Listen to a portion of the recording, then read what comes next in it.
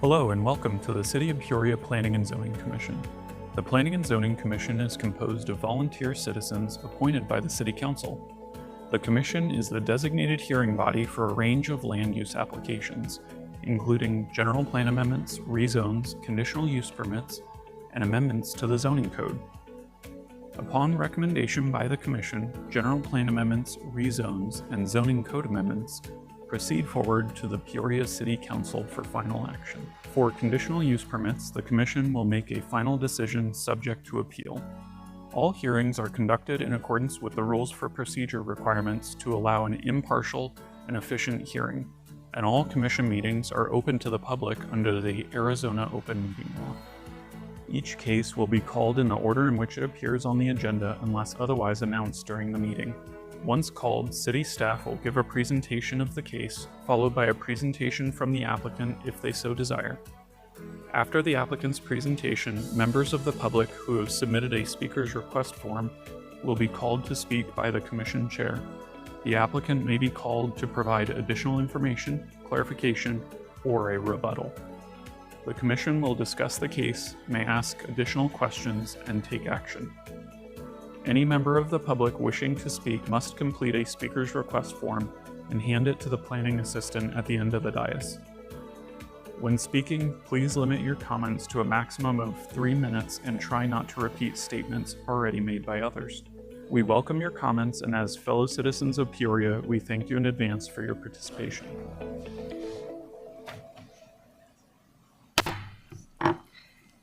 Good evening. My name is Commissioner Waitman Powell, and I would like to call our October 16, 2025 Peoria Planning and Zoning Commission meeting to order. Welcome, everyone. Welcome, staff. Welcome, commissioners. Before we get started tonight, I would like to start us off with a roll call. Commissioners, please indicate your presence. Vice Chair Villasenor. Present. Thank you. Commissioner Cottrell. Present. Thank you. Commissioner Agia. Present. Thank you. Commissioner Fider. Present. Thank you. Commissioner Gaynor. Present. Thank you, commissioners. We have a full commission today, so excited to get to our business. I just want to mention that at this moment we have a last call for speaker request forms. If you would like to have a speaker request form, I don't see that big of an audience. You can find one at the entrance, and if you are already inside, feel free to go to the side right here, and Ms. Duffy has some as well. We have our first item on the agenda, which will be our consent agenda. I want to mention that all items on the consent agenda are routine in nature and will be enacted within one motion. On our consent agenda, we have item 1C, which is disposition of absence, and item 2C. Commissioners, before we get started, I would like to state some unreadiness regarding the consent agenda. I was able to go over the meeting minutes of last meeting, and I did see some of the things covered as far as the staff. But I remember that we had some very important comments that were made by Commissioner Agia, who has a law enforcement background, as well as Commissioner Cottrell, who's an engineer. And I just want to make sure, as I served on this commission a while, we usually cover some of the commissioner comments that are pertinent, so that we can show the advocacy for our residents, so we can show that we are engaged and we are asking the questions. And so I did see that everything was covered regarding the staff and presentation, but I did not see any commissioner comments covered. And so before we do make a motion, I do want to state my unreadiness as chair and maybe some elaboration on any amendments or moving forward some detail when it comes to the advocacy and questions of fellow commissioners. Thank you. Excuse me, Madam Chair, members of the commission, understand completely what you're saying. We do provide summary minutes, and as you know, there is also a video that's available to the public on our website. The commission at this point has two options. We can certainly, going forward, we can make sure that we capture those summary comments from the commission, or if the commission wants to have that specific consent item reconsidered at the next meeting, we can go back and we can certainly adjust the minutes. That's an option. or we can just take both items together tonight, and then going forward, we can make sure that we sufficiently capture commission comments.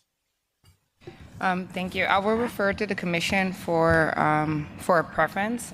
Commissioners, I just know that some valuable statements were made regarding, just advocating for the residents and asking important questions. I'm open to either or, but I just want to make sure that those things are covered in the meeting minutes. Some people are not able to look online. Some people, reading is their only option. And so as we cover the city business within history, I just want to make sure that those things are covered as well. And so I will refer to the commission for their preference, and then we can move along with business. Commissioners, Commissioner Cottrell, thank you. Thank you, Commissioner. I would suggest, with your concern that we don't then vote it in, and table that effectively till the next meeting and just add those in there. So I'll make a motion right now to move 2C off of the consent agenda and table it, and then leave 1C on the consent agenda. Thank you. Commissioner Cottrell is suggesting that we move it, table it, and then resubmit minutes with amendments. Any other commissioners have comments? Commissioner Vice Chair Fias-Senor. Thank you. I would agree. However, I'd like to clarify. He said just table it. I think we should suggest that it be amended to reflect the record with the commissioner's comments, and then bring back forward next month or whenever staff feels they can get to it to approve. Thank you, Vice Chair. Any other commissioners, comments, suggestions? Yeah, I have it, Madam Chair. Commissioner Gaynor? Thank you, Madam Chair. So the minutes, the minutes that are submitted are a summary of the discussions during the hearing, right? But everything is captured on video. How long is that video saved? How long is it accessible? Is it record? And it's, just so I understand. I have a couple of more questions, but that's important. So I'll start answering there, and we'll continue to go forward. So Chair and Commission, so to Chris's point, these are summary minutes. We do try to hit the high points in the conversation. They are not required to be full detail of Commission's record. So if there would be something that we are lacking or of concern, then we'll take note of that and continue.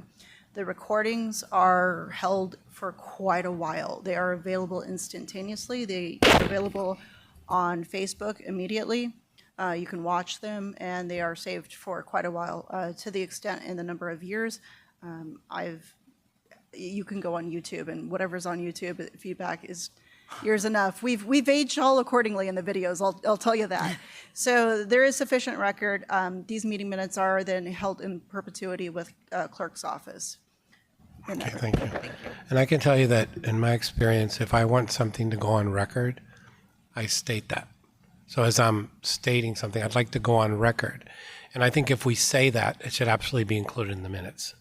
And I think that could be a point of clarification as it relates to our statements, right?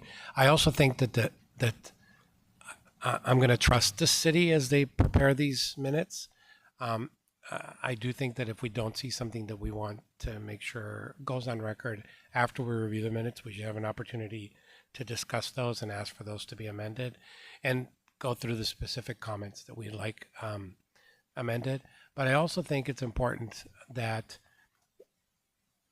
commissioner comments have to pertain to the hearing and not, if they don't pertain to the hearing and it's a personal comment or something like that, then I don't think they should be included in the minutes. So I think we need to be careful there. But I think you guys do a great job. But I do think that sometimes if we want to go on record, or if we don't feel that our comments have gone on record and it's important to us, that we can request that. We can request that when we make the statement, or we can request it after we review the minutes. So thank you. Thank you so much, Commissioner Gaynor, and agreed. I think the city's doing a great job, but I also want to be very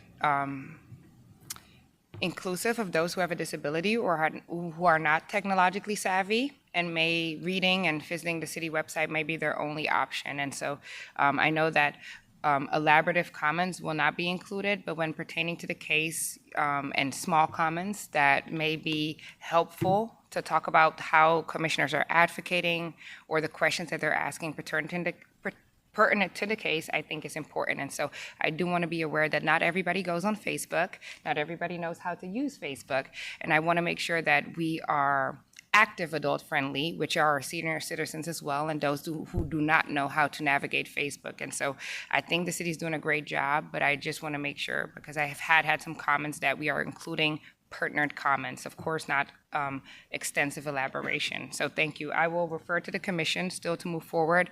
I have two suggestions for amendment and postponing till the next meeting. And I think one suggestion to how we move forward with business. And so commissioners, how would we like to move forward? I will leave it in the rest of the commissioners' hands.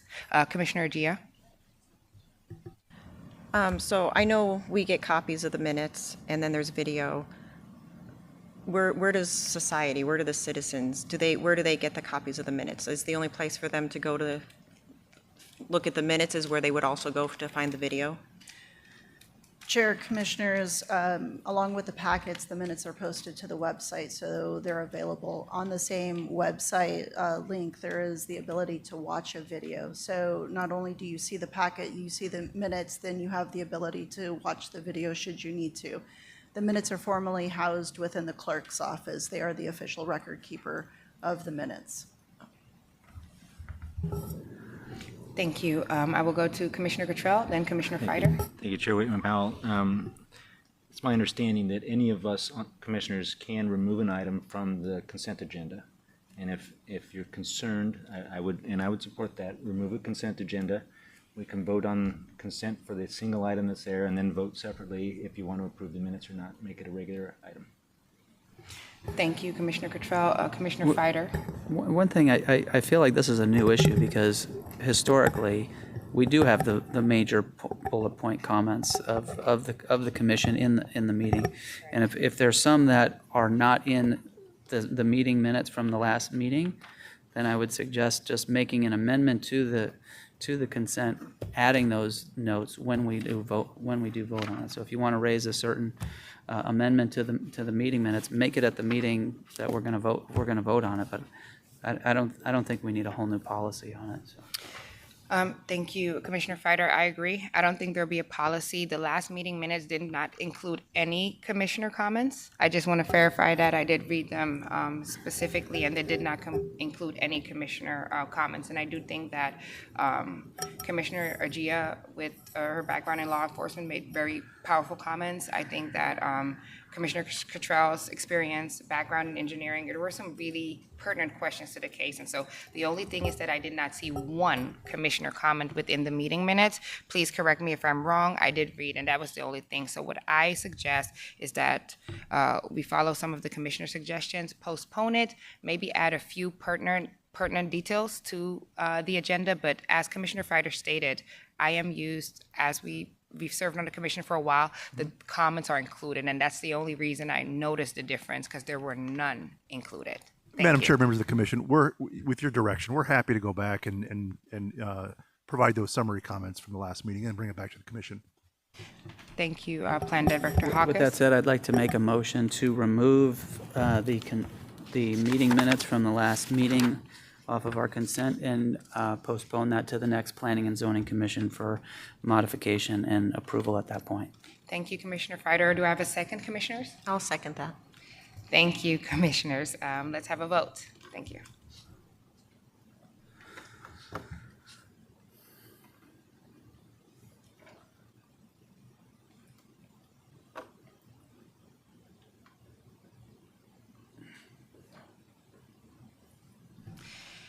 Thank you. The motion passed unanimously.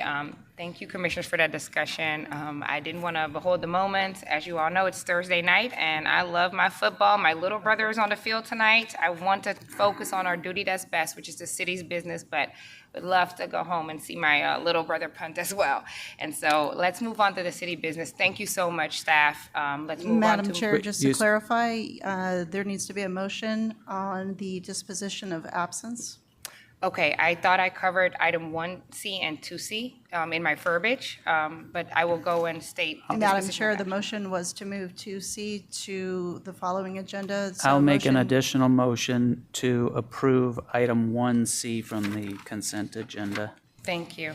And thank you for that, Mrs. Deaver, for us separating those. Do we have a second? Second. Okay, second. Thank you. Properly moved and seconded. Commissioners, can we please have a vote? Thank you.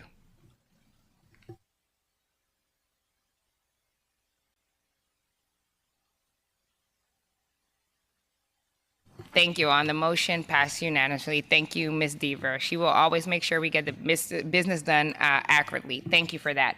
Let's move on to our new business, which is item 3R, which is our Middle Housing Code Amendment, TA 25-01. I will pass it to you all, staff. Good evening, Madam Chair, members of the Commission. I'm Elias Valencia. I'm one of your senior planners, and tonight I have the privilege of presenting before you the Middle Housing Code Amendment, also known as Submittal TA 25-01. And a very high-level overview of why we're here is because of the state legislation for House Bill 2721, also known as the Middle Housing Bill. And that just required cities to amend their text, their ordinances to permit middle housing by January 1st of 2026. So, and as a response, the city is the applicant for this text amendment request because we do want to be in compliance with that so that we don't lose any zoning controls as a result of not complying. In summary, the code changes that staff made is only going to impact 5 sections of the zoning ordinance. And to do a high-level summary of what those changes encompass is a definition of middle housing, permitting middle housing, providing middle housing development standards, and updating the middle housing parking criteria in our parking table. That simply was the summary of the changes that were made. So again, the bill wants to achieve 2 things with middle housing. It wants to allow middle housing, but it wants to allow it in 2 scenarios. And very simply, the first scenario is with a limited area for single-family lots that are within 1 mile of the city's central business district, also known as P83. So scenario 1 is simply you must allow middle housing on any single-family residential lot that qualifies within that boundary. And that's displayed there in that graphic on that map. And if we were able to zoom in further to the details on there, you would see that majority of that area is already developed. So although it is possible that somebody may, with a qualifying lot, may demolish the existing house on there to put up a middle housing product, the truth is that it's more than so impractical in some instances, and staff doesn't see a lot of that possibly happening. The second situation that the bill wanted middle housing to be allowed in is greater than this. It's outside of this buffer now. This is citywide. Any development that is greater than 10 contiguous acres and zoned single-family residential, at that point, we would have to allow for 20% of it to be middle housing. Again, as far as land availability goes, yes, there is land that is available to develop, and there are some parcels that are greater than 10 acres. But the truth is that there is not a lot of single-family residential zoned land of that size, and the impact in this case is still limited because there are other development options once you start getting to that threshold that many developers choose for the flexibility, such as our PADs and PCDs. So again, the 2 scenarios that the bill wants to achieve, the city will comply with that, and it is going to be a limited impact citywide. As a preemptive bill, also, the bill has language written in there on what we cannot control. So it does limit our ability to enact certain regulatory criteria. To put it in simplest terms, we cannot treat any middle housing qualifying lot any different than if it was a single-family lot in that zone. So that is basically what the limitations are. So during this process, staff wanted all those folks that wanted to follow to be involved and to be informed. So at the start from our briefing, we created a website where we uploaded the information, all of our presentations and staff reports. Even the draft code has been available for comment for the public to provide input. In addition, we've held a series of briefings and study sessions with the City Council and the Commission. So all of that has been documented and captured there for the public to follow along with. In fact, with those meetings that we had as our study sessions, it gave us the ability to hone in on what really needed to change in the code. And as we discussed previously, sometimes the legislative language can be very ambiguous. In our recent study session, we were able to find the areas where we were able to exercise some flexibility. And with the commission's input, which we highly value, you were able to help us to make our language muscular so that it would hold on as a strong ordinance. And this slide just captures those 4 areas that we were exercising flexibility in and got your feedback and input on. To further strengthen what we have crafted as the as the code before you today, is this process is still subject to the same notification requirements in the zoning ordinance for text amendments. We notified that per the ordinance criteria. We did not receive anything in writing for support or opposition, although we did receive a phone call. And after I got off the phone with that woman, she was in support of what the direction that staff was taking. However, because it was voiced and not written, we just consider that as an inquiry. Now, as far as the findings go with this entire process that we've been into for this big milestone we're at, where the bill is specific and it has preemptive criteria, staff feels that we have captured all of that criteria in the modified text language. Where we were able to exercise flexibility, staff feels that we have done what we can to protect and preserve neighborhood characteristics while meeting the intent for the legislation. And with that before you, as the commission, you do have a buffet of options available as you make your recommendation.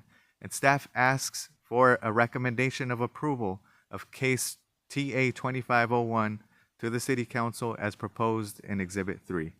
Madam Chair, back to you. Thank you so much, Mr. Valencia, for that eloquent and succinct report. Thank you. I do have one question, point of clarification and elaboration. You said that there was one resident that called in, so there was one resident inquiry, and you stated that this was seen as an inquiry because, could you please elaborate? Yes, since it wasn't received in a written format, whether an email or a letter format, we just consider that as an inquiry. But if you, for the details of that call, just was interested in where was it applicable, how would it impact her property, and that she respects how the Peoria Planning Department has always used their zoning tools to help preserve neighborhood character. Thank you, Mr. Valencia. I will now open it up for any comments, discussion. Commissioners, do we have any questions? I have one question. Commissioner Fider. Bill requirement scenario 2, is that requirement only within the confines of the proximity to the CBD? Or is that anywhere within the city scenario 2? Madam Chair, members of the commission. So item number 2, it is a separate scenario that is identified within the bill, but it says if you've got 10 contiguous acres that are zoned single family, we have to allow middle housing types, so duplexes, triplexes, fourplexes, as part of that development plan if the developer is seeking to do that. So the language that we put on the screen here is that we mentioned that there are most of the vacant lands in Peoria, particularly they're not zoned single family. So let me just put a little finer point on that. Most lands that are vacant that have a single family option are usually a planned area development, a PAD, or a planned community development, PCD. So we've got lots of those that have single-family options there.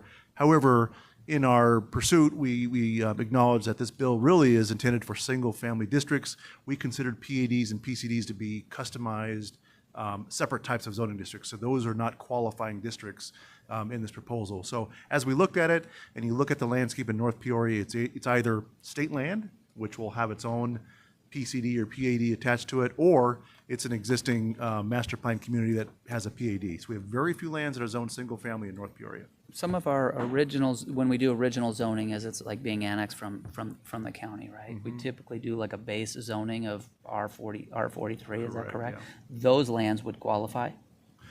Madam Chair, Commissioner Fider, in that instance, yes, that would qualify in that, Okay. in that example that you What about used. like agricultural designations? We don't consider agricultural a residential zoning district. It's a special zoning district in our code. Okay. That's all I have. Thank you, Commissioner Fider. Any other commissioners? I do have a few questions, and I just want to go back because I remembered in the initial study session I did mention handicap ADA accessible parking for middle housing. It was just a bit of a concern. I want some elaboration because I just believe that, you're one misfortune or away from, needing to use ADA accessible parking. Also, thinking about our veterans. My uncle is a veteran and things can happen. And so I was a little concerned about the parking space and ADA accessibility. Would we please have some elaboration on that? Madam Chair, members of the commission. Now, as far as we would like for developments and developers to consider all of those ADA criteria, as the bill language is preemptive, it does not require anything beyond what a single-family residence does. So as a single-family residential unit, we would not trigger or require an ADA parking space. That being said, the market could be the determining factor, and many of these developments may include it as an option, remembering that some of these developers are just local or even owners that just want to have live-in suites for their aging family. Thank you, Mr. Valencia. I'm going to be honest, it's a bit of a concern to me because I'm thinking about our seniors, our active adults. I'm thinking about those who need ADA accessible parking. And this, just for clarification, this bill has been passed. And so right now we have an opportunity to have a voice in it, right? This is something that is law. And housing is a necessity, but I just want to make sure that we are not excluding anyone from being able to obtain the middle housing. And ADA accessible parking is a concern to me. I have family that I have served. I have family that has had to use, ADA accessible housing as well. And so I wonder if that is something that will come later on to where there will be modifications within the building. But as we're talking about housing being a necessity, adding to our housing supply and middle housing, and kind of excluding our seniors that may have to use ADA accessible parking or anyone, I just want to make sure that we're lifting this up. And so I'm hoping that there is a way that there are modifications, because that not being a requirement means that is some exclusion there. Please, yes.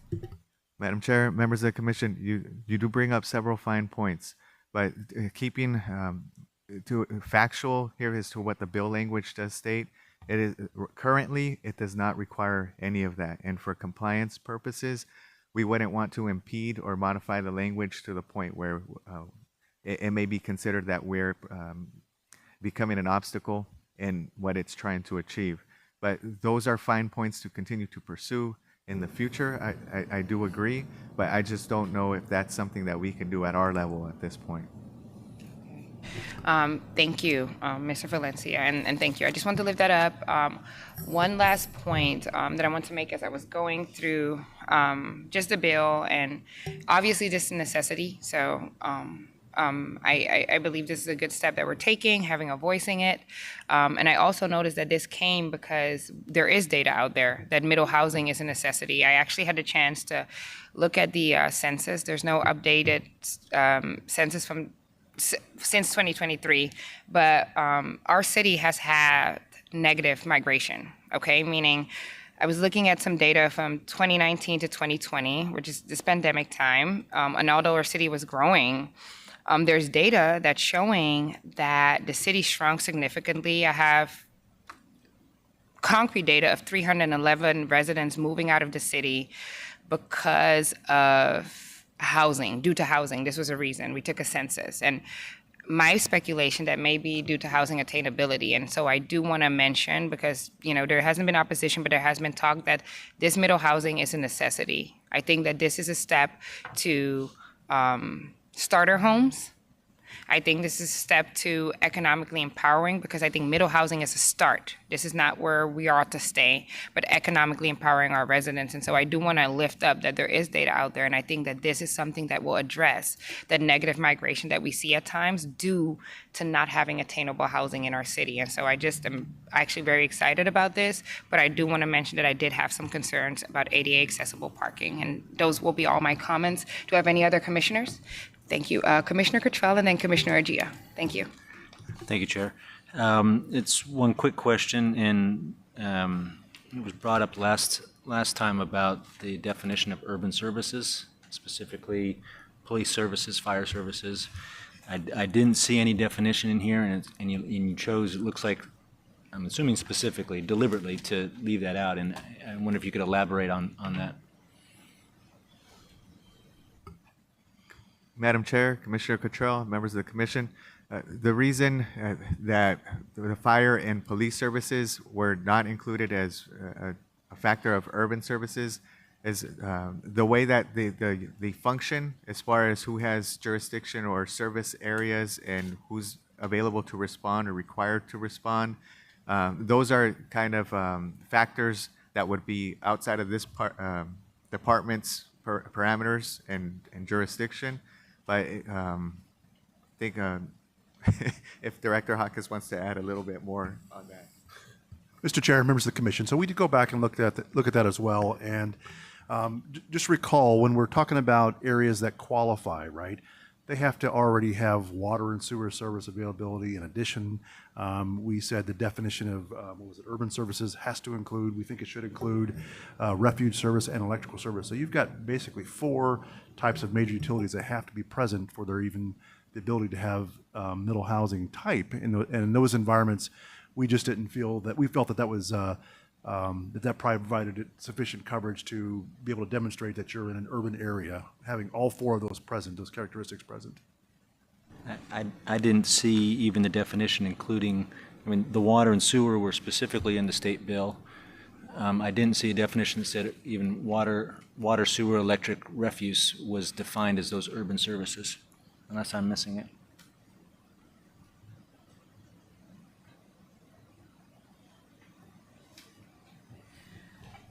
Chair, Commissioners, we made the call at that point in time to not include it within this piece of the ordinance.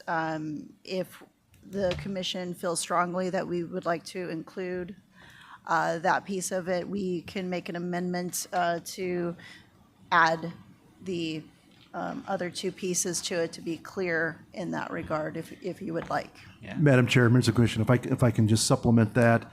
So if you go to Exhibit A, section C2, where it talks about eligibility, so 2A says the following areas are not eligible to construct middle housing. It includes areas that are not served by water and sewer service. So it is in the language. But not the refuse or electric.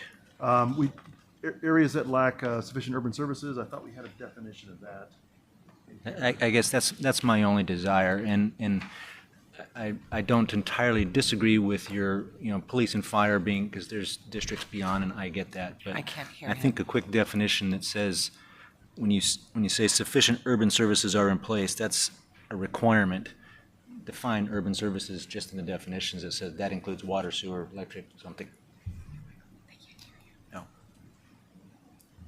Madam Chair, members of the commission, I'm not seeing it either. I thought we had added that, but we'll look at that. And if that's, certainly we believe those 2 elements should be part of the definition, and that was our intention to add that.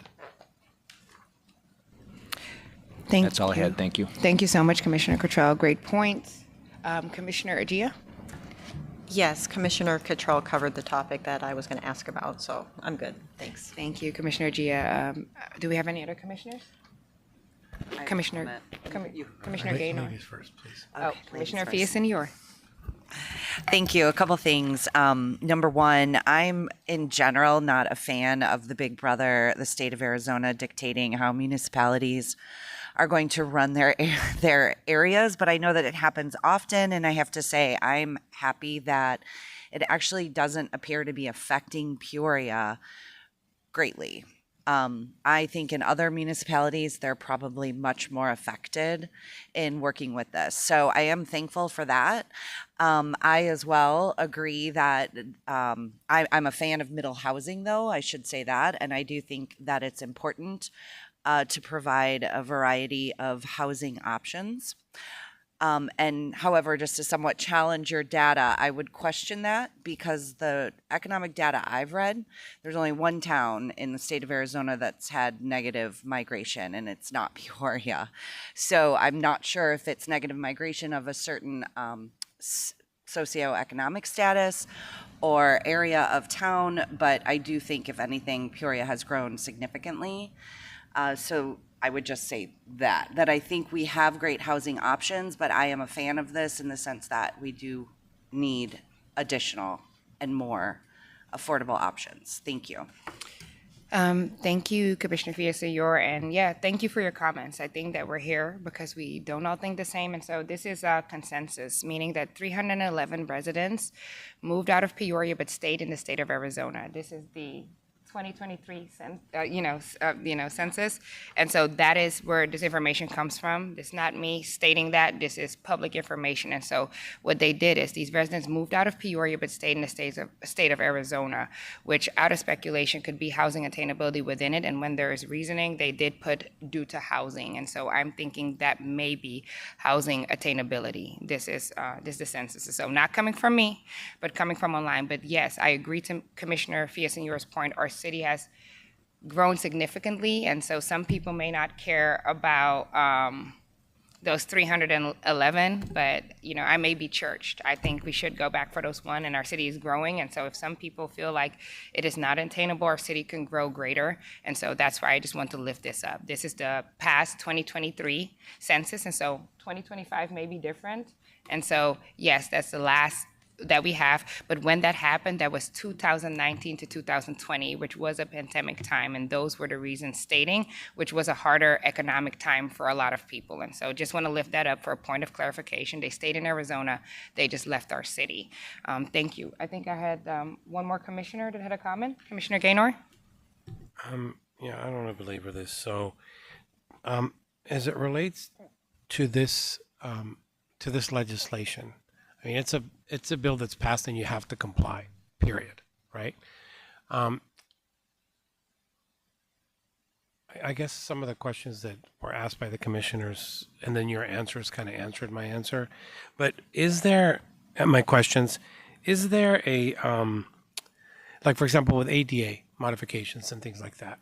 So does the legislation preclude the city from requiring certain access, or are we,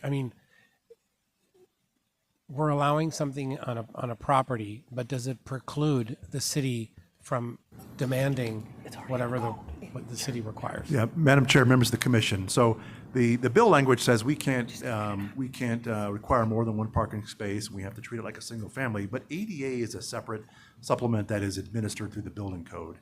So in those contexts, in those environments where they require ADA, that's implemented through the federal side of that, through the building code. So it doesn't preclude you from making sure that those things are. Madam Chair, Commissioner, my recommendation would be that, again, the purpose of the bill really is to, at its core level, is to treat middle housing types no differently than we would treat a single family home.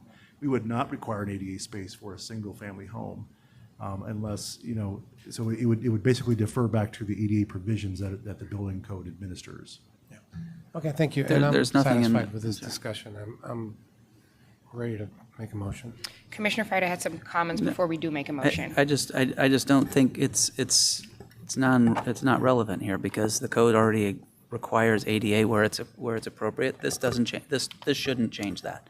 And again, like Commissioner Villaseñor said, the level of impact on our city on this is almost irrelevant. I mean, it's not irrelevant, but it's so minor. It's probably, over discussed. But we need to open public comment before we make a motion. All right, commissioners, I feel like we're all ready to move along. And so thank you all for your comments and your questions. What we will do is, before we do make a motion, what we'll do is we'll open public comments. Seeing none, I'll close public comments. Just making sure, Plan Director Hawkes, did you have anything before? Yes, Madam Chair, members of the commission. So just going back to the discussion we had a few minutes about urban services. And again, it was our intent that, you recall seeing a version where we had that in the definition, right? So if that's the intent tonight and the commission chooses to make a motion and add the definition of urban service to include electric service and refuse service, that could be one way to go. And we would include that in the version going to council. Thank you. I do appreciate that point of clarification. I am ready. Any commissioners have any more final comments, questions? One last question ahead. on that point. All the areas that are eligible for this already have the services in place, right? Madam Chair, Commissioner Fighter, that's probably correct. Thank you. Unless there's anything further, I'd like to make a motion to approve item 3R, Middle Housing Code Update TA 25-01. Thank you. Properly moved. Do we have a second? I'll second that. Thank you. Properly moved and seconded by Commissioner Agia. Commissioners, can we please have a vote? Thank you. Madam Chair, I'm sorry to interrupt, just point No, of go ahead. clarification. Was the intent of the motion to include the definition for urban services, or? Modified it with that addition. Electric and refuse service? Yes. Okay, Do I need to revise my motion? that would be helpful. I would like to make a motion to approve item 3R as modified with the urban services. Thank you. Can we have a second? I'll second it. Thank you. Properly moved and seconded. Commissioners, can we please have a motion? Please have a vote? Thank you.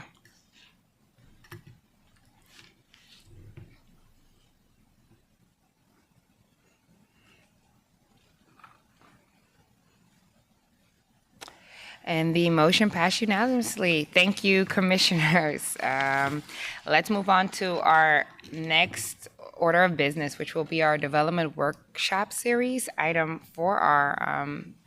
I believe it's on Ms. Deaver. Please present. Thank you, Commission. I am joined by Mr. Hawkes. We are tag teaming this evening, if you will, the dynamic duo. The series before you this evening is a long time coming. It is a deeper look into the entitlement process. So any questions that you may have, now is the time to get those questions out. If you looked in your packet, saw the number of slides, don't worry, this will go quick, but the time for questions is tonight. If you will recall, normally when we do orientation with commissioners, we will do kind of like a planning 101 and we'll touch on this topic, but we don't necessarily get into too much depth. There's a lot of regulatory items that we don't necessarily dive into, and some of those complexities are often lost in translation when we get public comment. Another point, when we do the major general plan cycle, for those that have been on commission for a while, we'll do a refresher on the entitlement process when we go through that, because that's not something that we do every single year, although it feels like it based on my career. The third is when we have our residents join us for Peoria Leadership Institute. And we're given an hour, we join our development folks, and we cover a little bit of the myths and about the inaccuracies that folks have. We often run out of time and folks are bombarding us still with questions.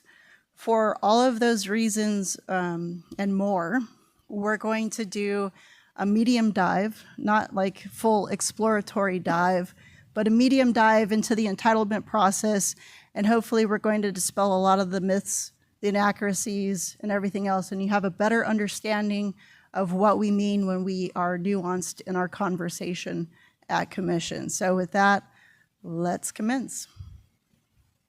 All right, so here's the development process. Got a cool graphic on the side. General plans is the high level. That's the 30,000 look at it, top down, all the way down to certificate of occupancy. You can move in, you got a business, you're ready to go, or you move in, you got a house, and congratulations, you're starting to live your dream. There's a lot of steps in between, as you see right there. So we often use the word entitlement process.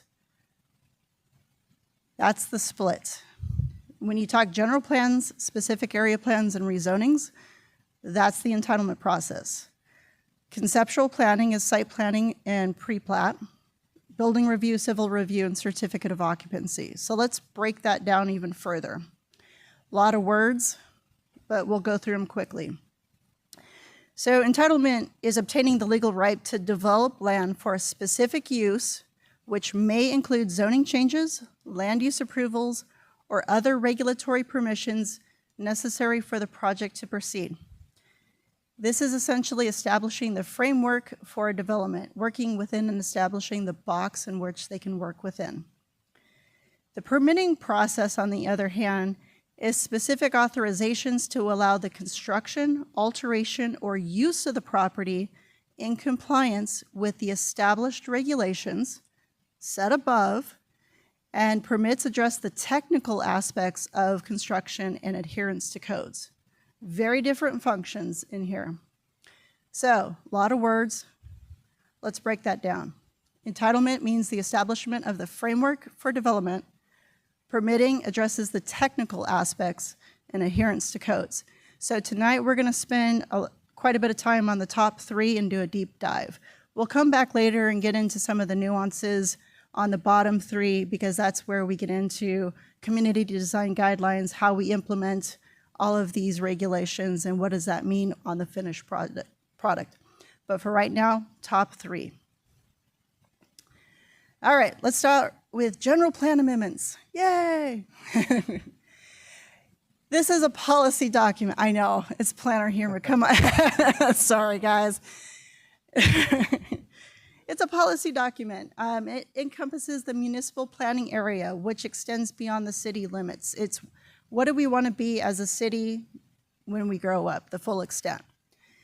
It is looking out 10 to 20 years beyond. I've often looked at it like shaking up the magic 8-ball, and did we get it right in this case? Important to remember, the purpose of that plan is to establish the vision, broad policy guidance, and implementation strategies. This is the parent asking the child, what do you want to be when you grow up, effectively? And when we do amendments, the same analysis is conducted by staff, whether it's a minor amendment or a major amendment. There's always public outreach, and there's always public hearings. Key note, the decision body is always the city council.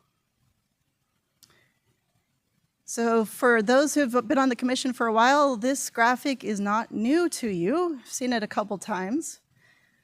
When you dive into the general plan, we talk about a couple things. Arizona state law requires that you cover a number of topics based on your population.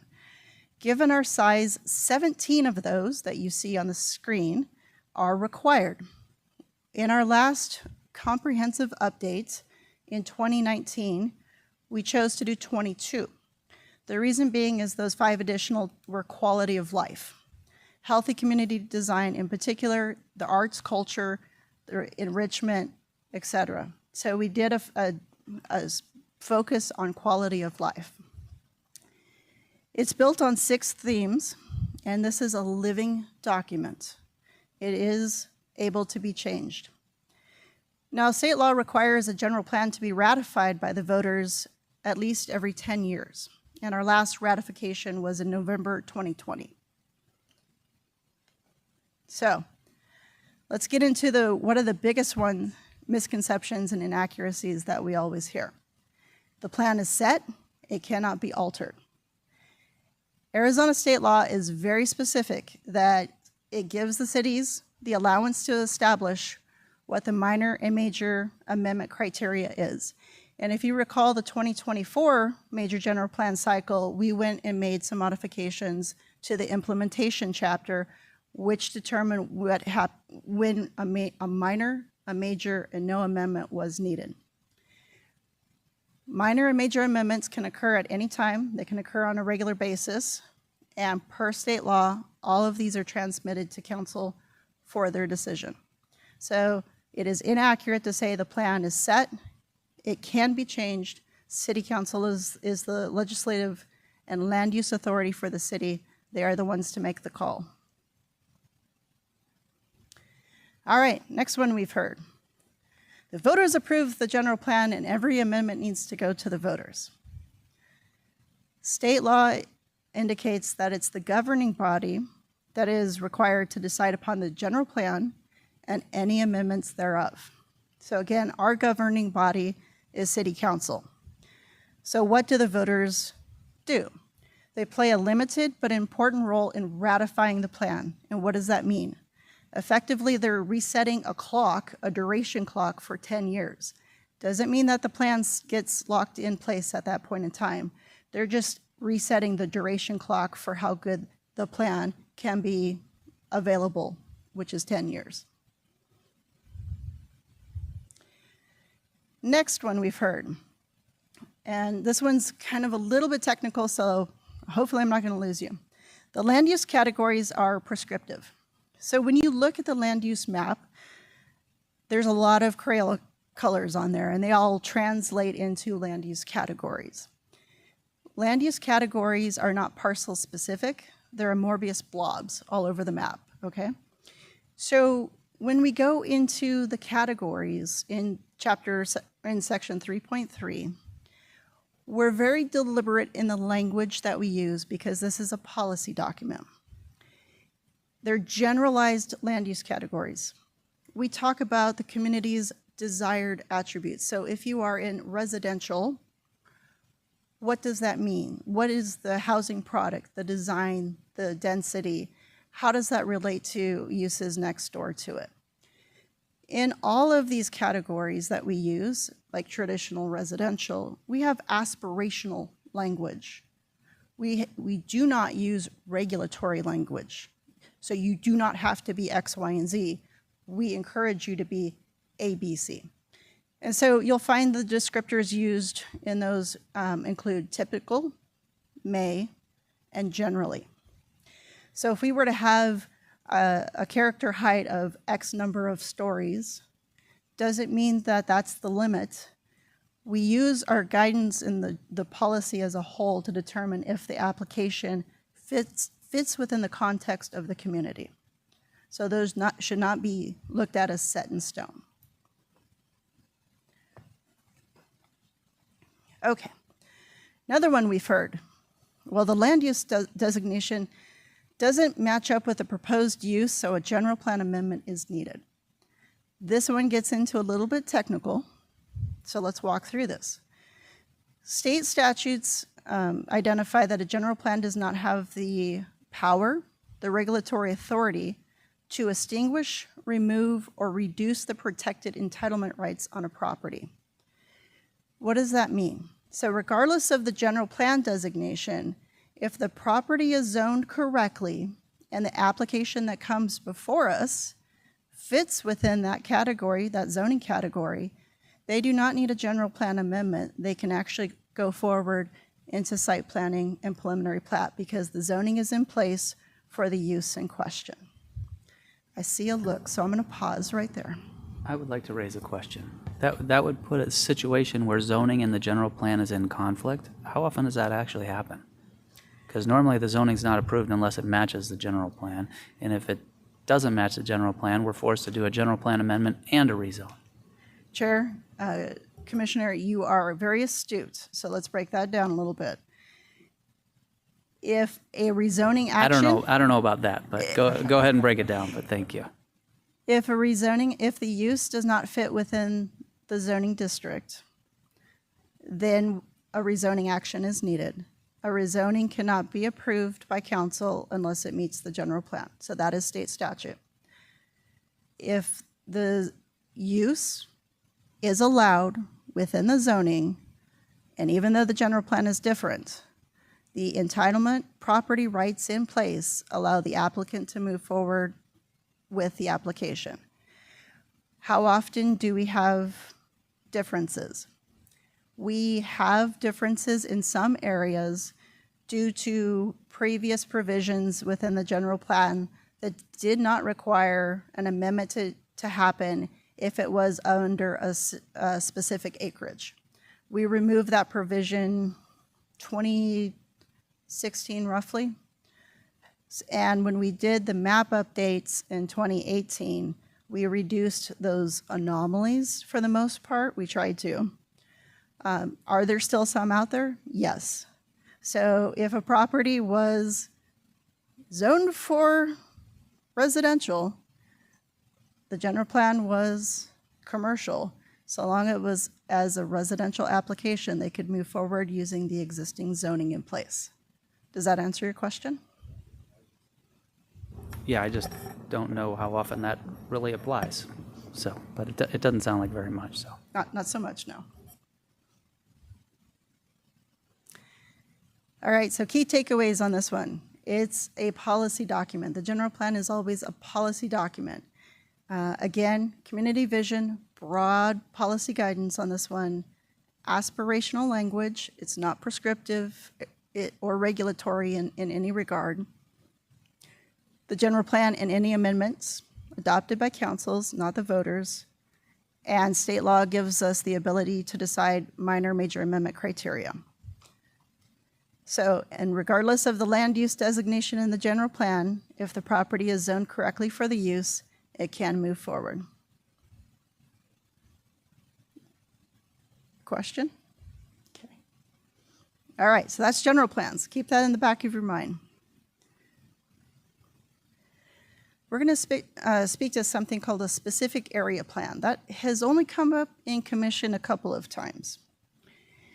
So in this particular regard, it is an implementation tool of the general plan. It is very specific in scope and authority per state law. It is only limited to the defined specific area in which the plan covers. So unlike the general plan, which is citywide, a specific area plan is a specific area. Amendments are processed same way as a general plan, and the analysis that we would use for a major versus a minor would be the same. Outreach is required, requires public hearings. Again, decision body is city council. All right, so with me so far? Okay, here's where it starts getting a little different. The scope and function. State law says specific area plans may, but they're not required to go through all of these particular items. They can include zoning ordinance or subdivision regulations. They can regulate the land, buildings, structures, heights, bulk buildings, structures, and open spaces, etc. It can touch on infrastructure. It can assign or delegate administrative functions to municipal officers, and it can insert measures specifically required to ensure the execution of the general plan. That's a lot of bullet points, but the key takeaway is this. A specific area plan is a quasi-policy regulatory document that is there to ensure the effective implementation of the general plan. Its sole purpose is to implement the general plan, and it can do so through either quasi-policy or regulatory requirements within the document. Similar, but different. Okay? So let's touch on that a little bit more. Both of those plans play a vital role in shaping growth and development, but they serve very different purposes. Like we talked about, specific area plans are localized, general plans, citywide. Specific area plans are standalone documents and are technically not a part of the city's general plan. They are used as an additional layer of control similar to a land use overlay. Now, a couple of key points. Specific area plans are not required in Peoria. You do not need to do a SAP at all. And from time to time, they are rescinded. So before I dig into this one, a couple of things to note. There are currently 9 SAPs within the city. The oldest one adopted was in 1999. The most recent, if you will, adopted was in 2014. So they have aged, and perhaps not aged well. So all of them currently do not align from a land use category standpoint with the current general plan. They use outdated categories that we use. So let's dig into this particular misconception because that plays a part. The state law says specific plans, it's hard to say multiple times, they're limited in their role as the implementation tool of the general plan. So an SAP cannot supersede or override a general plan. They have to be consistent with the general plan. If those SAPs are not updated to align, then the regulations and provisions in those run the risk of becoming obsolete or superseded when there are additional adoptions of the general plan. So in the case of our SAPs, the majority of those are probably so outdated, one could opine that they are obsolete at this point and perhaps due to be rescinded. All right, with me so far? All right. So we've had another misconception. Specific area plans supersede existing property rights. So again, similar to general plans, specific area plans in state law do not have the power or regulatory authority to extinguish, remove, or reduce the property rights already enjoyed. So what does that mean? Regardless of the specific area plan land use designation, if the property is zoned correctly for the use, that application can move forward to conceptual planning, site plan, and preliminary plat. So similar to general plan, if you've got the zoning in place, property rights have been established, you can enjoy those property rights and move forward with your application. All right, key takeaways. Specific area plans are quasi-policy and regulatory in nature, and they are implementation tools of the general plan. They are different. They serve a different purpose than the general plan, and they are technically not a part of the Peoria's general plan. They're not required in Peoria and can be rescinded. We haven't adopted, as you can tell, any in quite a while, so again, not required. And if they're not updated on a regular basis, the regulations provisions in a SAP does run the risk of becoming obsolete or superseded by further general plan amendments as we go forward.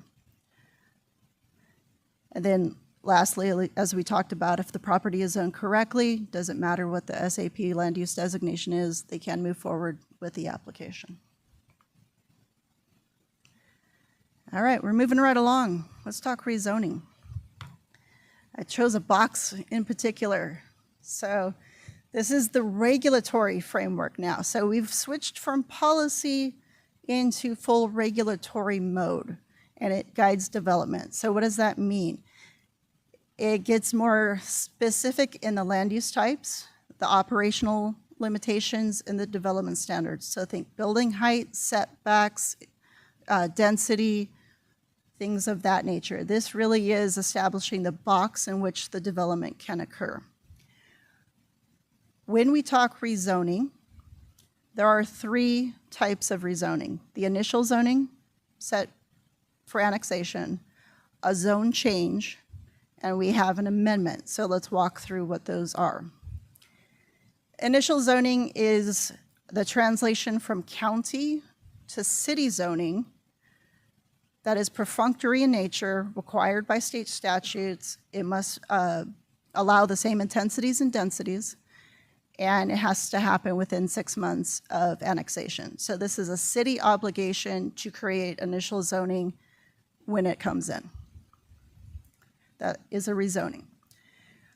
What we call a standard rezone is from a city zoning district to another city zoning district. So you open up the ordinance and you go from one category to another one. So you're still within the book, so to speak. When we talk about a rezone to a PAD and a PCD, planned area development is under 600 acres, a planned community district above 600 acres. That's basically the gist of it.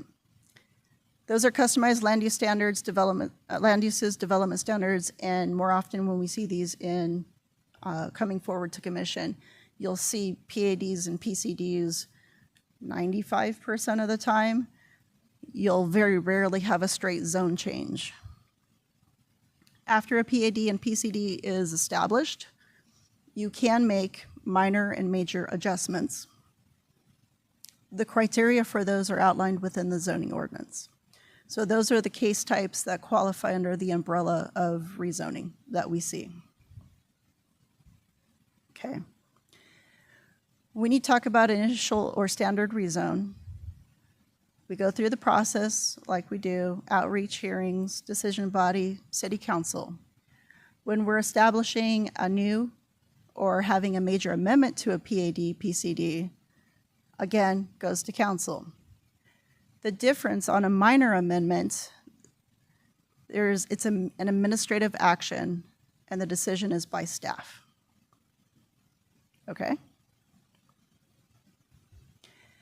For those in the audience that have not seen this graphic before, this is the process in which we talk about applications filed, goes through the process.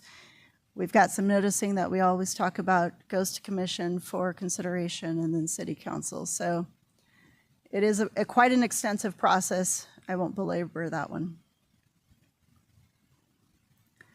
So, but wait, there's more. One of the questions we normally get is, you're going to take away my washes, you're not going to protect the hillside, et cetera, with this rezone change. Outside of the zone change, the city has separate regulations like the Desert Lands Conservation Ordinance and Hillside that always cover all of these properties. So we have wash protection criteria, we have hillside protection criteria, regardless of one zone to the other. These apply to every property as they are applicable. In addition to stuff outside certain zoning districts, walls, fences, as you see on the screen. So there are items like land uses, development setbacks, et cetera, that are in those zoning districts, but there's a lot of regulatory requirements outside of those zoning districts that apply to the parcels as well. So it would not be true that a rezone from one to another negates the city's ability to regulate washes, hillside, et cetera. Okay. This one is, we normally don't cover this, but it is worth mentioning. Zoning or land use classifications, they are determined by the zoning administrator, this gentleman, or other duties as assigned to me. That authority is given by the city council. And what do you do and why do you do it? Our zoning code has business categories, if you will, land use categories that are generic, sometimes a little bit outdated. When a business comes in and they don't fit in the box, the zoning administrator has to make the call which category they fall into. So that's what we're talking about, okay? We have heard comments that the classification needs to match up with an occupancy type, which is what you would hear when you're going into construction documents. They're not the same thing. A zoning classification is different than an occupancy type that you would see as you're working through your building permit process. And the determination is made on the project as a whole. We don't individually make the classification building by building. So when we make the ruling on the field, the ruling is for the project and not individual buildings. And that's another clarification people don't, they'll say, okay, this building qualifies as this and it should be this. The project as the whole is determined as this. Well, and if I may, if I just provide an example of that, we might have a building that comes to the city as a site plan and it's a warehouse building. But within the warehouse, there's going to be ancillary space for maybe a little office or, a little employee lounge. We don't say that the building is classified as an office, lounge, and a warehouse. It's a warehouse, but it has ancillary space in support of that primary use. I did tell you guys it was a deeper dive tonight, sorry. All right, so getting into some of the misconceptions and inaccuracies, we often will hear the general plan is the same as zoning. Please, absolutely not. You will have my blood pressure starting to tick up if that is said. They are not the same. General plan, policy, aspirational, squishy, zoning, very formal, boxed in within a set of regulations, regulatory. So huge difference on this one. Let's talk the differences in particular. Scope, general plans, broad, long range. Zoning regulations, specific and immediate. Flexibility, general plans are, like I said, squishy, so they are adaptable to changing community needs, economic needs. Zoning regulations are rigid and require formal adjustments. Implementation. It provides the vision, the policy, and the framework for the overall community. Zoning regulations are legal tools to enforce that vision on the ground.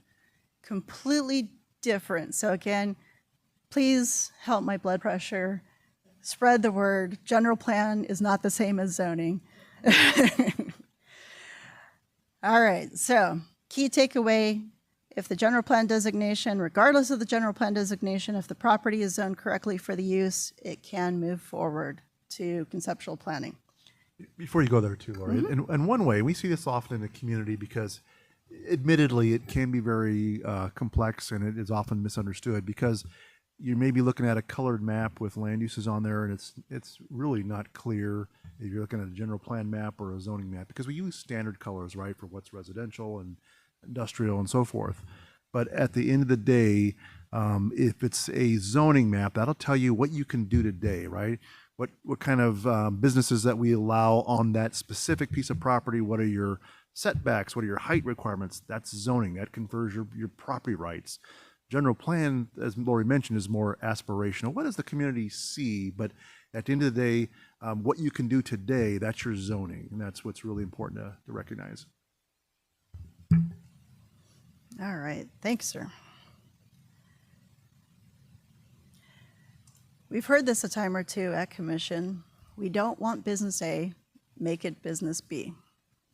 What does that mean? We don't want grocery store A, we want grocery store B, and they'll cite the name and the brand on there. That is not how zoning works. Land use classifications in the zoning ordinance are identified by types, not specific businesses. The city has no ability to pick winners and losers based on personal preference or a specific company. Market dictates that. So grocery store is a grocery store to us. A gas station is a gas station. Trader Joe's, yes. Whole Foods, Quick Trip. So that is to keep in mind. That's one of the things we do try to reinforce, like at PLI, et cetera, is we cannot pick winners and losers. If the zoning category fits, it ships in there. So, all right. Another misconception and inaccuracy, especially when we have residential applications before us. We want to require the homes to be owned, not rentals. So, key items on this particular one. The city cannot review or base our decision on whether a housing product is for sale or for rent. We need to remain Switzerland in this case.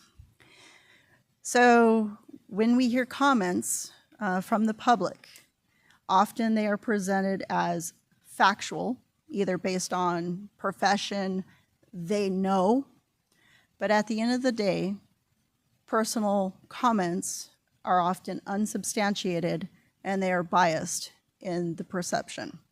So again, this is not something that we can take into consideration.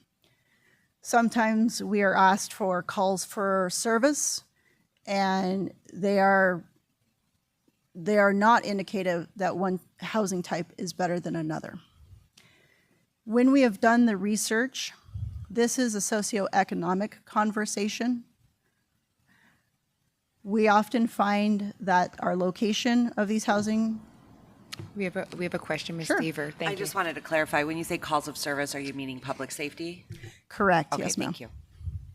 So calls for service, we've had a couple of requests. Well, look at the calls for service, X, Y, and Z type of product yields more crime than another type of product of crime.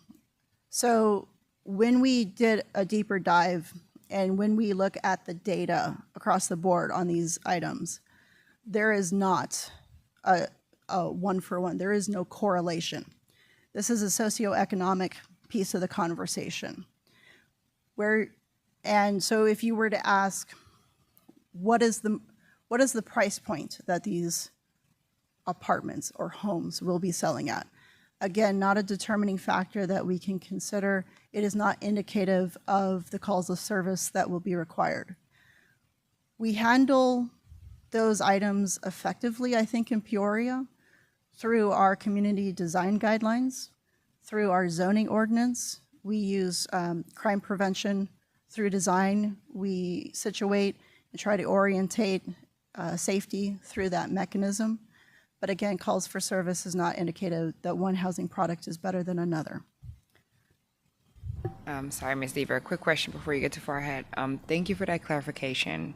Now, I've seen this in commission where we do have proposals, whether it be for housing, and we have had proposals that come before us and said, we are specifically targeting these type of,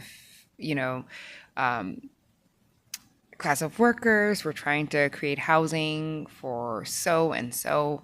I don't want to put a specific demographic in. So sometimes we have developers or proposals that come before us mentioning that they're going to address a certain need. And so usually when they address a certain need, there's an economic aspect of that. And so is that just something that some of those proposals bring? Because, I mean, if that has nothing to do with the proposal, I know that personally, I may have asked before if this is the case, right? If we're talking about, the workers that would come from this business, what is the price range of that? Because is it truly attainable? Because sometimes I do believe it's a selling point of some developers talking about attainable housing. And so is that something that they just suggest and you all are like, you could include that in your proposal or include it in your slide deck if you'd like. But is that something that is basically irrelevant to the approval process? Chair, the short answer is no. It's not relevant to the approval process. And I'll provide my thoughts and then ask Chris if he wants to expand on that one. Again, we need to be Switzerland. Whether they want to communicate what the price point is or the working type, I think if you go to the next bullet point is the general plan requires the city to allow all housing types within the community, regardless of whether it's for sale or for rent. And so if the applicant wants to make that as part of their justification, we will look at it through a lens of that's nice. However, we are looking at it from other factors as well that are objective and not outside of objective. We can't look at subjective factors in our piece of the conversation. And so when we're providing our professional opinion, that is not something that we're going to identify.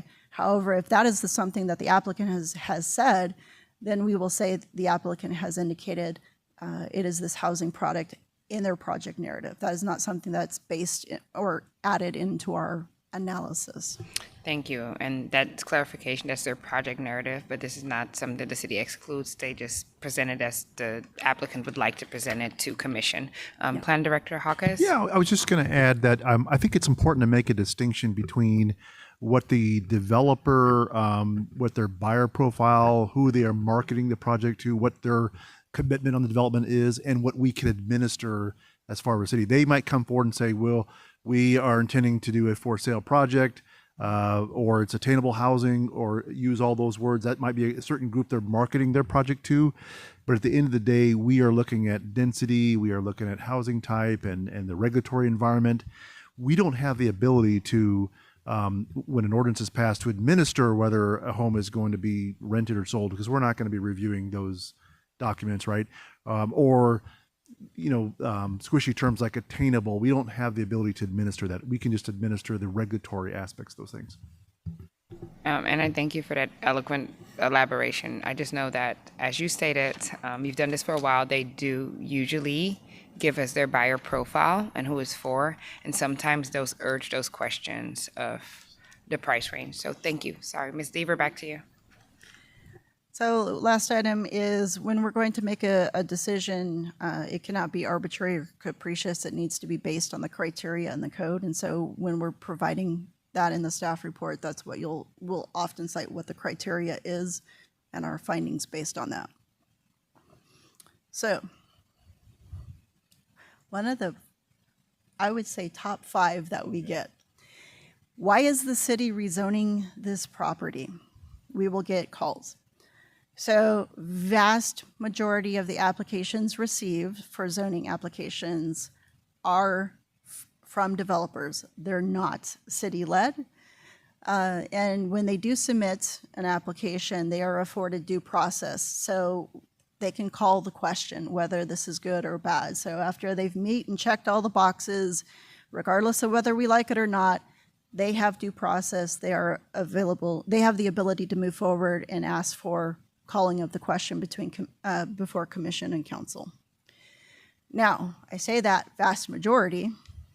City of Peoria is the applicant on occasion, as we've seen, for initial zoning because that's obligated by the city, it's state mandated. We also are collaborating with State Land Department to establish zoning in key areas. So if you will recall, we collaborated on the North Peoria Gateway with State Land.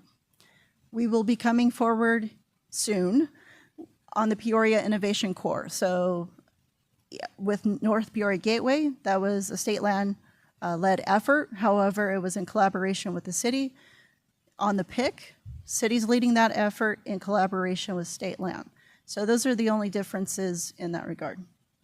And if I could, Lori, I just wanted to kind of go right on the nose on a comment you made before about why is the city rezoning the property? We get a lot of calls from folks that says they may not like a project. Why can't the city just shut it down? And the answer is that any property owner has the right to call the question, right? They want to seek a change on their property. They have the right to do that. And when they do that and they put that application in, we have a duty to uphold their due process rights. We have a process that's enclosed in state statute. We can't just, quote, shut it down. We have to allow it to run through the process, and they are afforded all those rights that are outlined in there. So I just wanted to mention that. All right, we're getting into the home stretch here, and then there is homework, by the way. Key takeaways on zoning. Please never say the general plan is the same as zoning. There are key legal differences between the two. The rezoning case type determines the process. Classifications determined by the zoning administrator is based on the project or the business use, not on occupancy type or individual buildings. City cannot pick winners or losers on this one.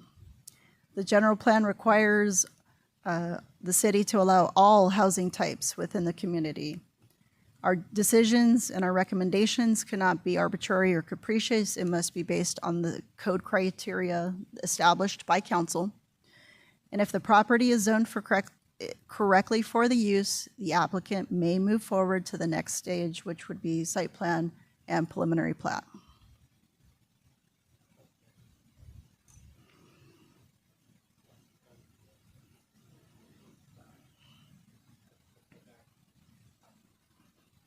So as it relates to point,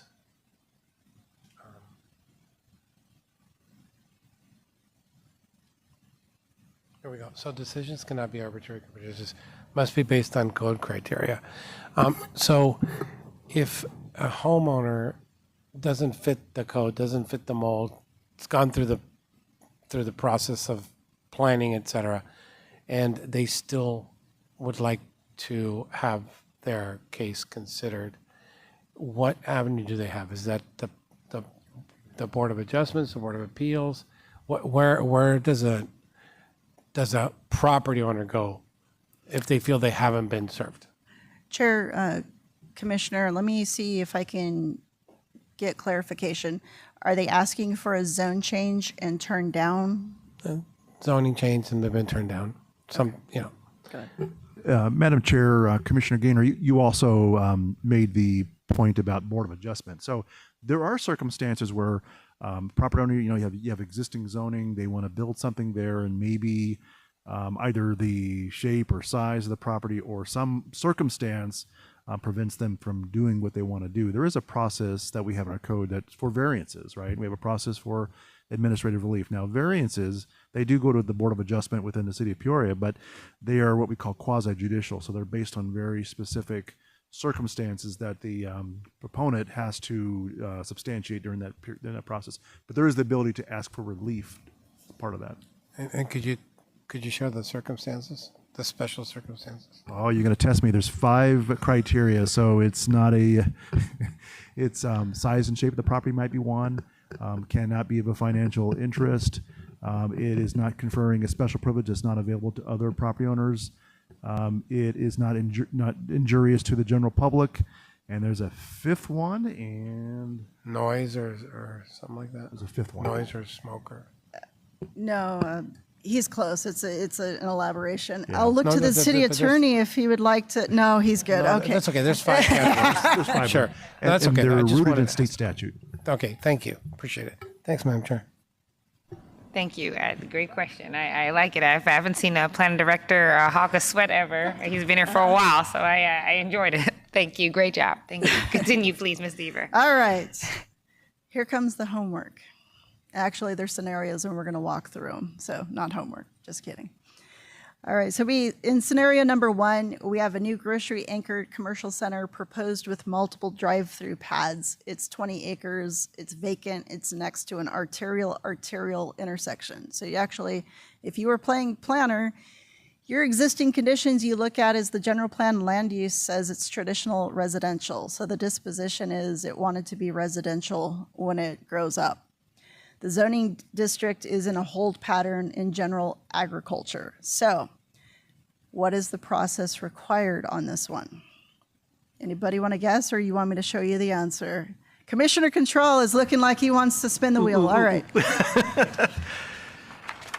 So it's general ag, it's ag right now, so you would have to do a general plan land use amendment first, concurrent, then right behind that with a zoning request to match the C2 instead of residential, and then that would go to pre-plat and site planning. Gold you can star on that one. So yes, you cannot do a commercial, grocery centered, wow, getting late. You cannot do a grocery anchored commercial center in the general agriculture zoning district. You would need to rezone it.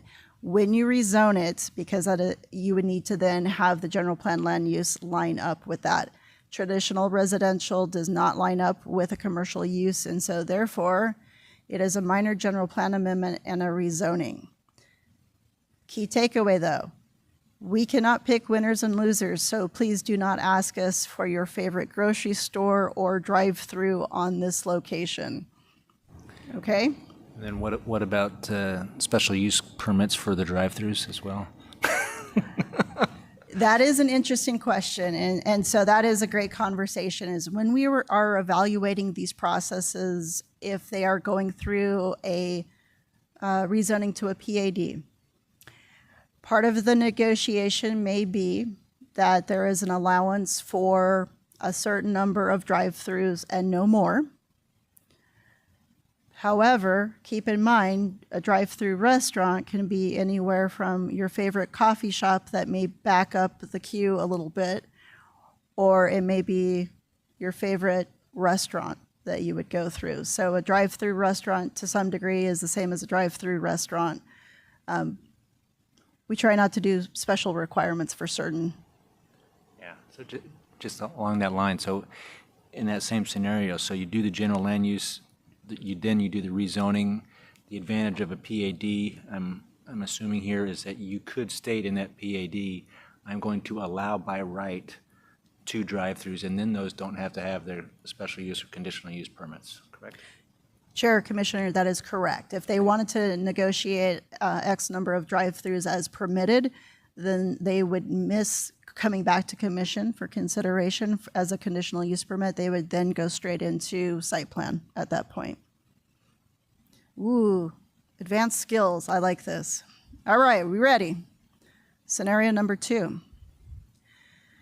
A new employment center would like to go within an existing master planned community. Somebody's laughing. Okay. Just throwing this one out here. The general planned land use is master planned area. I'll give you a hint. That category was not present until 2019. The specific area plan calls for high density residential, which is not a category in the general plan. The zoning district is planned community district, and it allows a variety of uses, including commercial, business park, and employment at this specific location. Anybody want to take a guess what the process is for this one, or shall I just reveal the answer? I'm just going to point out that the answer's in our handouts. Yes. So. Thank you for reading ahead. Conceptual planning. Yes. You know, we're so impressed with Commissioner Cottrell. He deserves a prize. See, I told you, I knew that was straight off the dome for him. Oh, well, that's good. Kudos, good. Commissioner Villasenor, for homework in advance. Good give you the for gold star, you. though. Still gold star, yes. So let's break this down in particular. The land use is allowed by zoning, okay? So it does not matter what the general plan or the specific area plan says. The land use is allowed, and so it therefore it can go through site plan process on this one. So key consideration, again, regardless of the general plan or the specific area plan, the property has existing rights to allow this use in question. It can go forward and enjoy those rights into site plan. Okay? For those who haven't looked at their packet. Okay. Scenario number 3 is a new 150-unit residential subdivision proposed on a recently annexed 60-acre property. So it's come into the city. The general plan designation is traditional residential, which has a density. The zoning district is suburban ranch, SR 43. So what does that mean for folks playing at home? That means lots need to be 43,000 square foot. The process required is a rezoning. Why? Because if you were good at the math, the density is more than 1 house per acre. So if you knew your math and you knew your general plan, so they would need to do a rezoning in this particular case. However, the rezoning and the density would be allowed by the general plan category. Hence, no amendments needed for the general plan. This is kind of a question, and it's been kind of bugging me. Just clarification on these initial zonings, land coming from the county. Mm-hmm. Does the initial zoning have to be exactly or our best match, or is it ours or better, or ours or more dense? So basically, if county, it's ag, it comes into Peoria, we first have to do ag, and then right behind it, then do R16, whatever it is. Okay. Chair, Commissioner, that is correct. State law is very specifically clear. We call it equivalent zoning, transitional zoning. At the end of the day, like for like cannot be any more intense or dense than what's, So if it was ag, it would have to come in ag here. Then they could do a subsequent rezoning to a different district. All right, so key consideration. Please note, we cannot review or base our decision on whether the housing product is for sale or for rent in this case. Okay? All right. With that, congratulations, you have survived the deep dive in the conversation. I open it up to any burning questions that you might have for us. I have a quick question, Madam Chair. I'm sorry, I'll hand it over to you, Commissioner Gaynor. I just want to thank Ms. Deaver. I mean, this is her jam. Okay, you all, as you all see, she's very good at it, and I feel like we're, getting kind of a mini like APA conference here, and we're getting some continued education. And I just want to let you all know I'm a fan of this. I think that this is something that's necessary, and while we're getting elaboration, education, I also think that it's great for the residents. And so I just want to thank you for your time to go over this, because this is important, and I think that this continued education helps all of us. So thank you. Commissioner Gaynor. So I wanted to thank you too. Just kidding. I mean, I do, but do we get like a certificate or something? Just kidding. CE or CTE credit, something. No, thank you. It's amazing. There's a lot of stuff you think you know, and when you go through this process, it really clarifies a lot of things. So thank you. Appreciate it. Commissioner Fia-Senor? Well, I certainly will echo their comments. I do like the way that you presented it, though, maybe minus the pop quiz. I told my colleague here I'm more of a name that tune kind of girl, not so much Jeopardy. But anyways, my thoughts, to your point, this is really helpful for the community, is like an FAQ or something, a one sheet that the community could have, especially when there are controversial cases or high profile cases, specifically with zoning must be based on fact. Zoning cannot consider for sale or rent. Zoning cannot dictate the operator of that use. Those are helpful things. So thank you, but also great job in breaking it down like that. You might want to consider even maybe something like that on the city website page. Madam Chair, Commissioner Villasenor, that's a great idea, and that's actually something we've talked about too. In fact, we're looking at the last 3 development series that we've done, turning those into PDF, making them available online.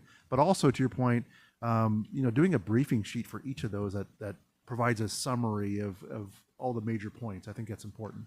Yeah, all the major points about what zoning is. I think Correct. you guys do a great job at what the project is. Yeah. But what the zoning is. Yeah, no, Absolutely. and great job with that. So I think you Absolutely. have the points already done. Thank you. Yeah, thank you. And on that, thank you for stating that. So if we do have a contentious case and it's clear that we can only work in certain parameters, it also helps us through this process, because there's cases, and I know that's happened here in Peoria too, where commissioners are blamed or attacked, they're questioned, and their decisions are questioned. So when you have something that you can hand out, even like a pre-session where you go through a 5-minute thing, the commissioners can only consider these things, right? That could be really helpful, especially when we're expecting cases that might be, difficult. Anyway, thanks. Yeah, thank you, Commissioner Gaynor. I think those are some great points. And so I know this planning department, they'll get to working, and I think we will see some of those suggested things. And I think I just want to thank Commissioner Fia-Senor, because that's the type of things that we need to think about, is how can we continue to improve and innovate and make this process easier for the city, but also for residents. And so I just want to thank both Commissioner Gaynor and Commissioner Fia-Senor for those thoughts and ideas. Any other commissioners? Commissioner Gia? Yeah, I just want to thank you guys as well, being new to the commission. It's very helpful, very educational for me. I'm very new to zoning. The presentation you guys did on the cell towers, that was very helpful as well. And I concur, if we do move forward and there's something that we know that's going to be contentious, and if there are parameters that we're supposed to be working within, it would be helpful to know those ahead of time, especially being new. I know there's more experienced members on the board, but that would be helpful as well. But this was great. Thank you so much.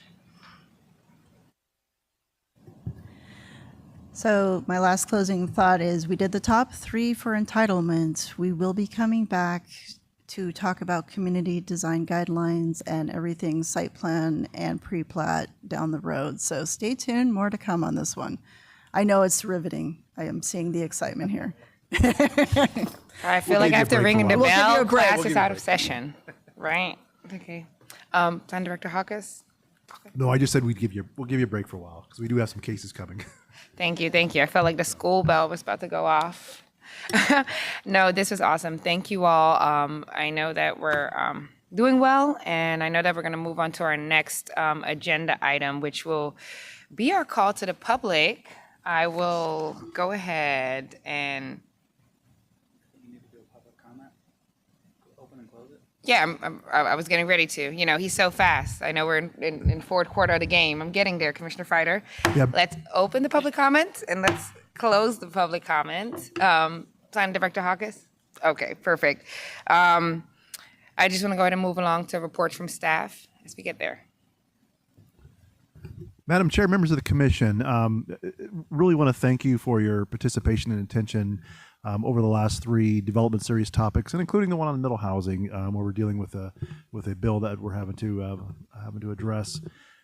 All these items are very important. That we've gotten really good comments and really had some good discussion. I think they're all very timely. We do have some development cases coming down the pike, starting with the next meeting where we expect a lot of interested people that will come out for this case.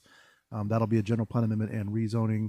And then beyond that, we do have other cases as well that we expect to generate some attention. So I think all these sessions were very timely, just so that we are able to discuss the parameters of each type of decision, because we understand there can be some nuances within each of these, and we'll do our best to not only to advise, but to point out when there are parameters that apply to a certain decision. That's all I have. Thank you so much, Director Hawkes. We have one question from Commissioner Villasenor. On this reports from staff, do we know if we're going to have a December 18th meeting? I think is what that is. Madam Chair, members of the commission, pretty certain we will have one. Okay. Yep. Perfect. Thank you, Commissioner. And then I want to move along. Are there any reports from staff today, Commissioners? No? Hey, Commissioner, I think Gaynor would like to congratulate everyone for being here today, which full quorum I haven't seen in a while. So yes, I'm very excited to see all of our commissioners. And I think that we handled the planning and zoning meeting and city business effectively. And look at God, I'm going to make it home for the fourth quarter. So how about, since we're done, we have no commissioner reports. I'll go ahead and adjourn the meeting. Thank you. you. All right.